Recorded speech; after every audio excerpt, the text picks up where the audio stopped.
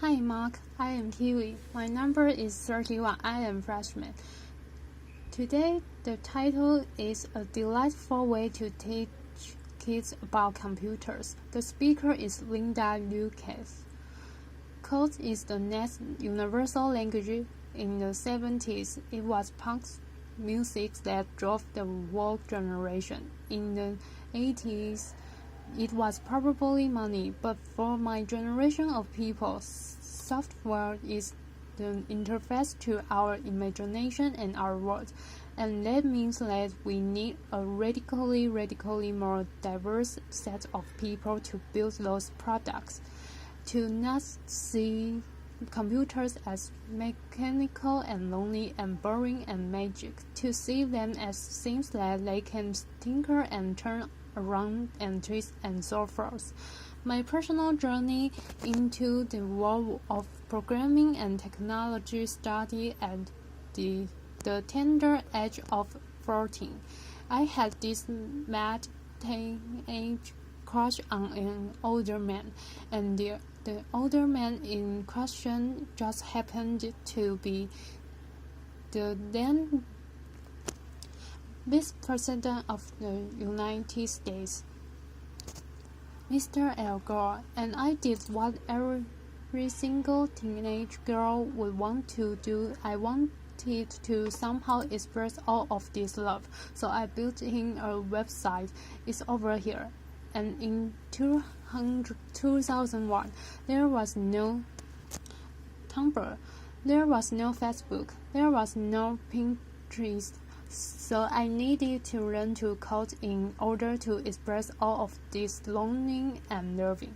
And that is how programming started for me. It started as a meaning of self-expression, just like when I was smaller. I would use crayon and Legos, and when I was older, I would use guitar lessons and theater plays, but then there were other things to get exciting about, like poetry and knitting socks and conjugating French irregular verbs and coming up with make-believe words and Bertrand Russell and his philosophy, and I started to be one of those people who feel that computers are boring and technical and lonely. Here's what I think today. Little girls don't know that they are not supposed to like computers. Like little girls are amazing. They are really good at concentrating on things and being exact, and they ask me amazing questions like what and why and how and what if, and they don't know that they are not supposed to like computers. It's the parents who do. It's us parents who feel like computer science is this esoteric word science discipline that only belongs to the mystery makers, that is almost as far removed from everyday life as, say, nuclear physics. And they are partly right about that. There's a lot of syntax and controls and data structures and algorithms and practice protocols and prerequisites is programming, and we as communicative we've made computers smaller and smaller.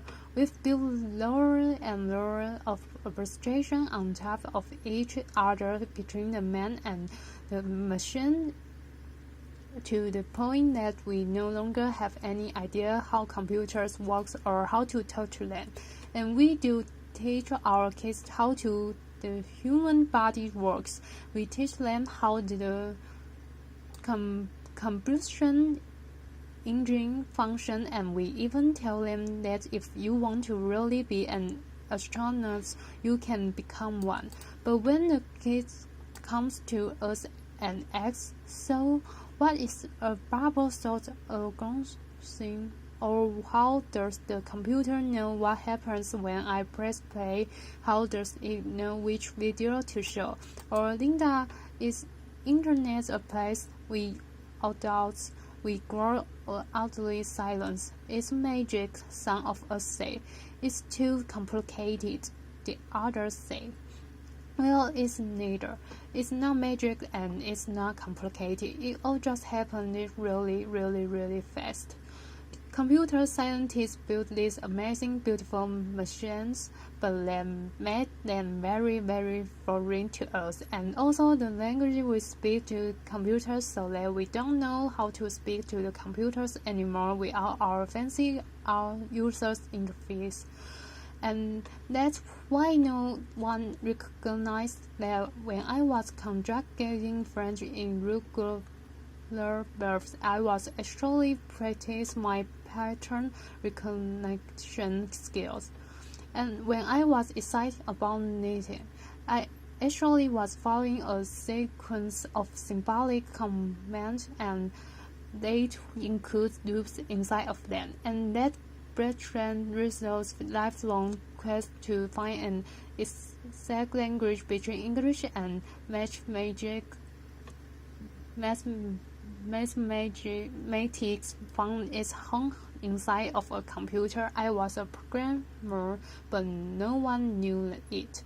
The kids of today, they stop, swipe, and pinch their way through the world, but unless we give them tools to build with computers, we are raising only consumers instead of creators. This whole course led me to this little girl. Her name is Ruby. He is 6 years old. She is 6 years old. She is completely fearless, imaginative, and a little bit bossy.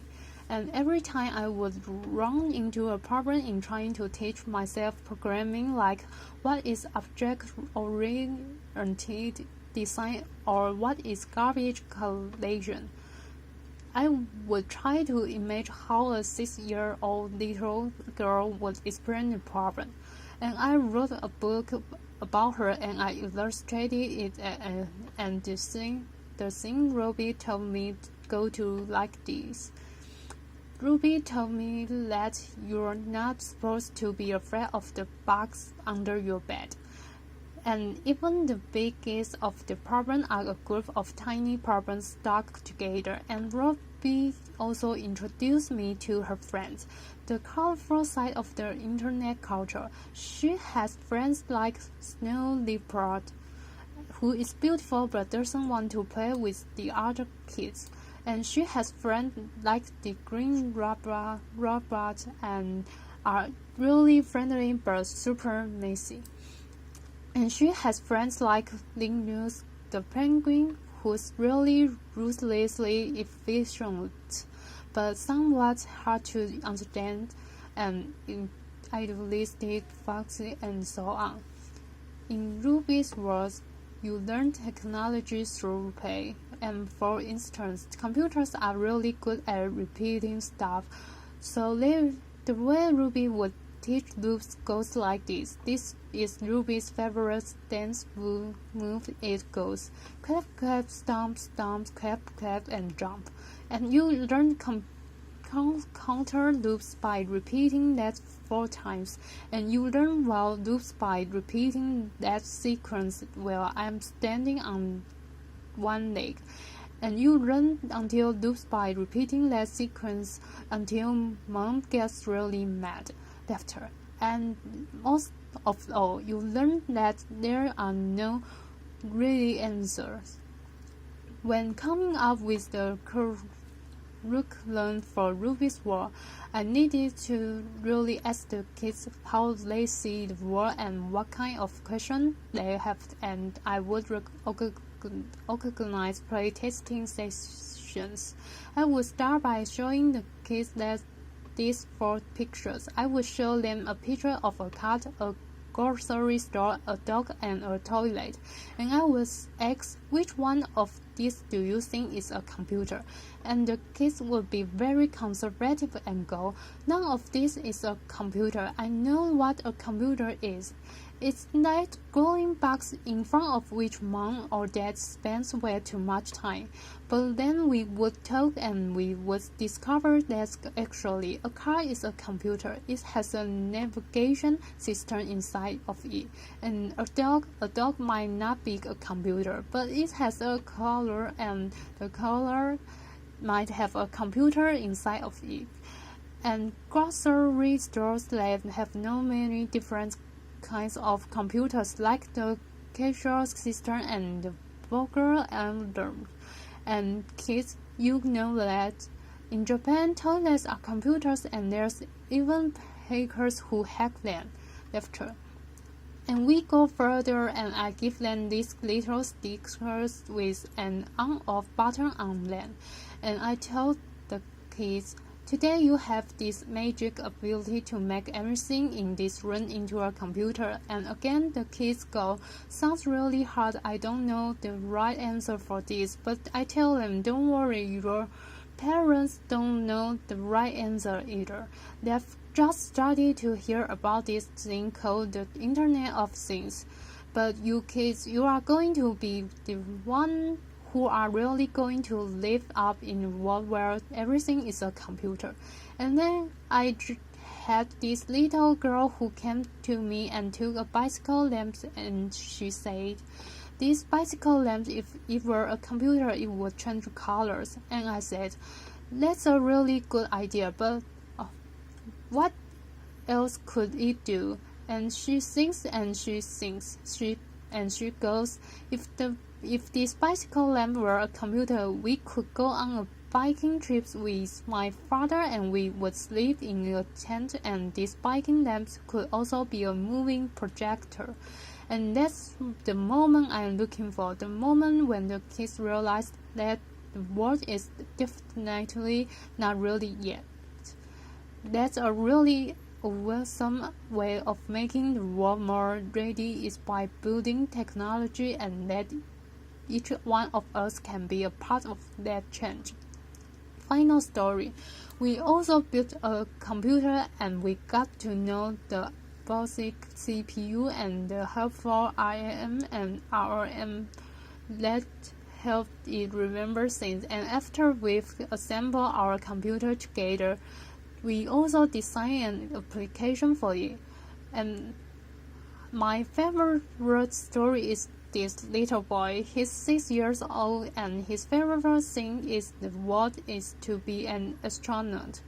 And the boy, he has these huge headphones on his and he's completely immersed in her tiny paper computer, because you see, he's built his own intergalactic planetary navigation application, and his father, the lone astronaut in the Martian orbit, is on the other side of the room, and the boy's important mission is to bring the father safely back to Earth.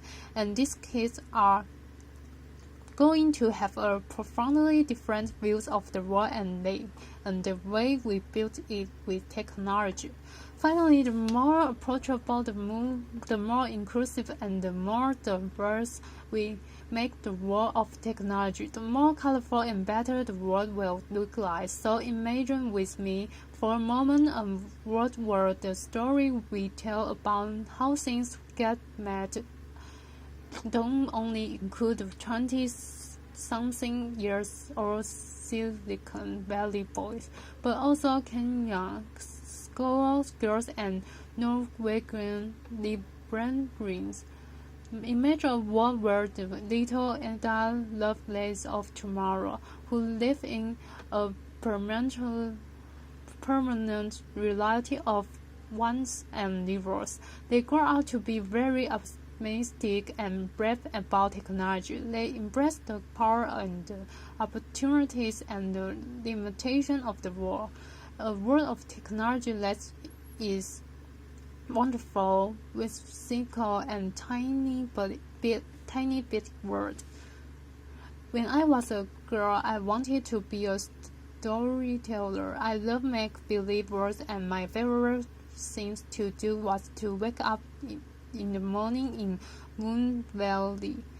In the afternoons, I would roam around the cartoonings, and in the evenings, I would go to sleep in Narnia, and programming turned out to be the perfect profession for me. I still create worlds instead of stories. I do them with code. Programming gives me this amazing power to build my whole little universe with its own rules and properties and practice, create something out of nothing with the pure power of logic. Thank you. Applause.